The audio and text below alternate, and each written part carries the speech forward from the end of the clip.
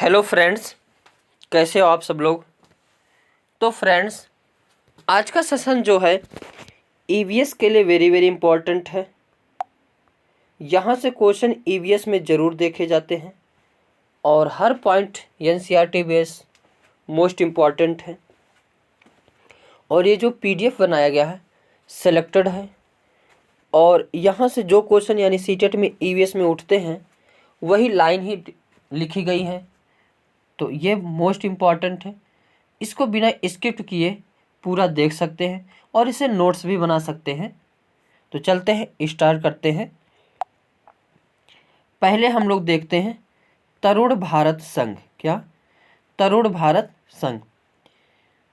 तरुण भारत संघ भारत का गैर सरकारी संगठन है जो जल संरक्षण व जल के अनुशासित उपयोग को लेकर लोगों को जागरूक करने का काम करता है। तरुण भारत संघ ने पिछले 25 वर्षों में देश भर में 10,000 से ज़्यादा जोहड़ तालाब बनवाए हैं। आगे, कुआं या बावड़ी। सीढ़ीदार कुआं या बावड़ी जल भंडारण के संरक्षण की पारंपरिक व्यवस्था के साथ जल स्रोत के रूप में भी उपयोगी होते हैं। कुएं सूखने के प्रमुख कारण। पानी को मोटर से निकाला जा रहा है जिससे जमीन का पानी कम होता जा रहा है। झील कम हो रही है जहां वर्षा का पानी इकट्ठा होता था। पेड़ और पार्क के चारों ओर मिट्टी को सीमेंट से ढका जा रहा है जिससे वर्षा का पानी जमीन तक नहीं पहुंच पाता। आगे, घड़सी सर वेरी वेरी इंपॉर्टेंट है। सर यानी तालाब। इसे जैसलमेर के राजा घड़सी ने लोगों के साथ मिलकर बनवाया था। इसके दोनों तरफ पक्के घाट, सजे हुए बरामदे, कमरे, बड़े हाल आदि थे। मीलों तक फैले इस घड़सी सर में बारिश का पानी इकट्ठा होता था। तालाब इस तरह बनाया गया था कि जब वह पानी से भर जाता था तब बाकी पानी बहकर नीचे बने हुए तालाब में चला जाता। जब वह भी पूरा भर जाता तो पानी तीसरे तालाब में चला जाता। इस तरह कुल 9 तालाब एक दूसरे से आपस में जुड़े हुए थे। पूरे साल पानी की कोई परेशानी नहीं होती थी। पर आज घड़सी सर जैसे उजड़ सा गया है। 9 तालाबों के रास्ते में मकान और कॉलोनियां बन गई हैं। यहाँ इकट्ठा होने वाला पानी अब तालाब की तरफ ना जाकर बेकार बह जाता है। आगे, गैस वेरी इंपॉर्टेंट ये भी है। द्रव से गैस में परिवर्तन होने की प्रक्रिया वाष्पीकरण कहलाती है। वाष्पीकरण की प्रक्रिया उस समय सबसे धीमी होती है जब सतह क्षेत्र और तापमान दोनों में कमी होती है। जब सतह का क्षेत्र बड़ा होता है तो तापमान कम या अधिक होने की स्थिति में भी वाष्पीकरण होता है। Carbon dioxide, nitrous oxide, chlorofluorocarbon, methane आदि ग्रीन हाउस गैसें होती हैं।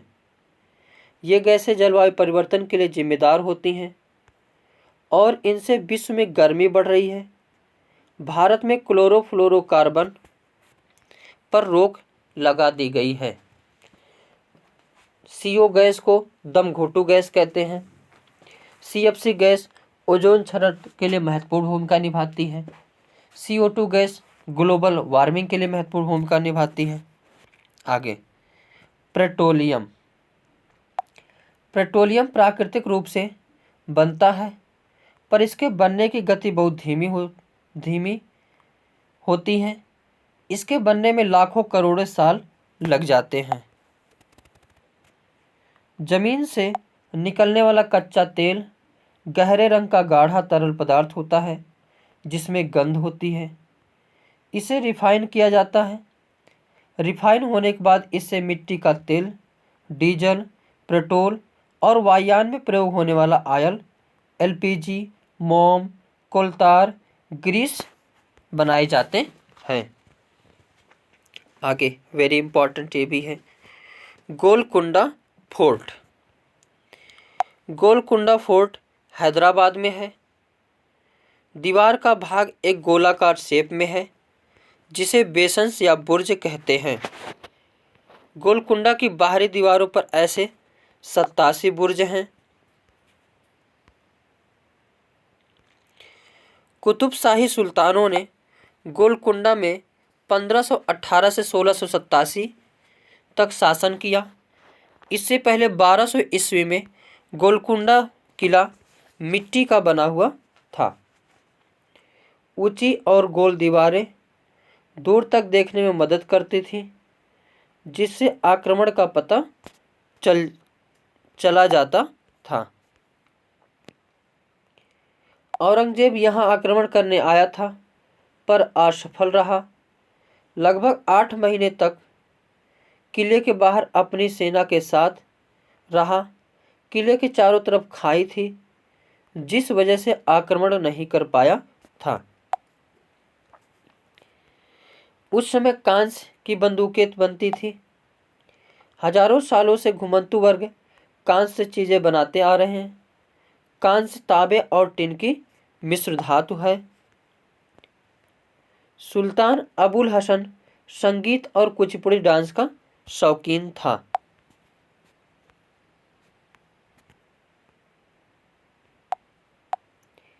Mid day meal. क्या? मिड डे मील मध्याह्न भोजन स्कीम देश के 2408 ब्लॉकों में एक केंद्रीय प्रायोजित स्कीम के रूप में 15 अगस्त 1995 में आरंभ की गई। वर्ष 1997-98 तक यह कार्यक्रम देश के सभी ब्लॉकों में आरंभ कर दिया गया। उस समय 2003 में इसका विस्तार शिक्षा गारंटी केंद्रों और वैकल्पिक व नवाचारी शिक्षा केंद्रों में पढ़ने वाले बच्चों तक कर दिया गया। आगे दांडी यात्रा। सन 1930 में अंग्रेजों ने भारत के आम लोगों को नमक बनाने पर पाबंदी लगा दी, जिस कारण गांधी जी ने दांडी यात्रा शुरू की। गांधी जी का कहना था, जो चीज़ हमें कुदरत ने दी है उसे बनाने पर बंदिश कैसी। उन्होंने लोगों के साथ मिलकर अहमदाबाद से दांडी के समुद्र तट तक एक लंबी यात्रा की और इस गलत कानून को तोड़ा। जल एक महत्वपूर्ण नवीनीकरणीय प्राकृतिक संसाधन है। भूपृष्ठ का 3/4 भाग जल से ढका है। जल के क्षेत्र को जलमंडल कहते हैं। यह जल के विभिन्न स्रोतों जैसे नदी, झील, समुद्र, महासागर आदि जैसे विभिन्न जलाशयों से मिलकर बनता है। यह सभी प्राणियों के लिए आवश्यक है। महासागरों का जल लवणीय है और मानवीय उपयोग के लिए उपयुक्त नहीं है। अलवण जल केवल 2.7% ही है, यानी पीने योग्य वाटर जो है 2.7% है। इसका लगभग 70% भाग बर्फ की चट्टानों, चादरों और हिमानियों के रूप में अंटार्कटिका, ग्रीनलैंड और पर्वतीय प्रदेशों में पाया जाता है। जल में ऑक्सीजन की कमी के कारण मछलियां मर जाती हैं। पानी को साफ करने का सबसे अच्छा तरीका पानी को उबालना है। गंदा पानी पीने से दस्त और हैजा हो सकता है। दस्त या उल्टी में शरीर का बहुत सारा पानी बाहर निकल जाता है। आगे मृत सागर। जैसे यहाँ पे व्यक्ति जो तैर रहा है, ऐसे चाहे जो भी व्यक्ति चला जाए, ऐसे पूरा उसमें तैरता है, डूबता नहीं है। मृत सागर वैसे तो सभी सागरों के पानी में नमक होता है, लेकिन मृत सागर दुनिया का सबसे नमकीन सागर है। इतना नमकीन है कि लगभग 1 लीटर पानी में 300 ग्राम नमक होता है।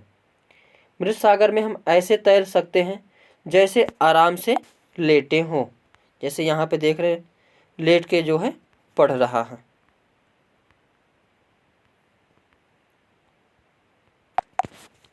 आगे देखते हैं मलेरिया। मलेरिया, रोनाल्डो रेस ने सबसे पहले बताया कि मलेरिया मच्छरों के कारण होता है। ये कहाँ के थे? तो भारतीय मूल के निवासी थे। मलेरिया बुखार में कपकपी और ठंड लगती है। मलेरिया मादा मच्छर एनाफिलिस से फैलता है। मलेरिया को दूर करने की दवाई सिनकोना पेड़ की छाल से बनाई जाती है। आगे एनीमिया। एनीमिया हीमोग्लोबिन या आयरन की कमी के कारण होता है। यह शारीरिक और मानसिक रूप से प्रभावित करता है। इससे बच्चे ठीक से पढ़ते नहीं हैं, उनका एनर्जी लेवल लो हो जाता है, पढ़ाई में ध्यान नहीं रहता। आगे उधोयु, वेरी वेरी इम्पॉर्टेंट। सर्दियों में खेत में ही ताज़ी सब्जियों को मसालों के साथ एक मटके में भरते हैं और उसको सीलबंद कर देते हैं। कोयले के अंगारों में मटके को उल्टा रखकर सब्जी को पकाया जाता है। इस पकी सब्जी को उधोयु कहते हैं। गुजराती में उधोयु का मतलब होता है उल्टा। उधोयु के साथ मिट्टी के चूल्हे में पकी बाजरे की रोटियों को खाया जाता है। साथ में मक्खन, दही और छाछ भी ली जाती है। आगे लिंगहू फेन। क्या है? लिंगहू फेन। लिंगहू फेन सांप के मांस से बनाया जाने वाला पकवान है जिसे हांगकांग में खाया जाता है। आगे देखते हैं खाने की चीज़ों को जो जल्दी खराब होने से बचाने के लिए घरेलू उपाय। जैसे दूध को खराब होने से बचाने के लिए हम उसको उबाल के रखते हैं। हरी धनिया है, उसको खराब होने से बचाने के लिए गीले कपड़े में लपेट कर रखते हैं। पके हुए चावल को एक कटोरे में डालकर पानी के बर्तन में रखते हैं। प्याज और लहसुन को खुले में रखते हैं, नमी से बचाकर।